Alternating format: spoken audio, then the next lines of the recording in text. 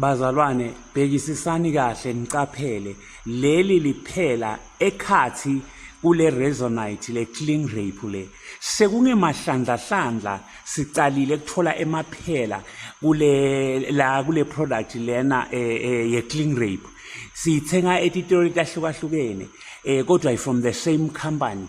Now swathola lamaphela, they are just inside in the middle of le Resonite ezisiqhubeka siyisebenzisa sirepa ngayo bese udibana neliphela lesekade loma laba ngumqweba losho ukuthi la ngena efactory le Resonite yareshwa naleli phela. Now imagine ke ukuthi dingaki tifo lesitholako ngekungqola kwale product. Le product lena isebenza kuma restaurant, kuma bakery, kuma fruit and veg ngoba yeku rape kudla ezithi said it's a food clean film.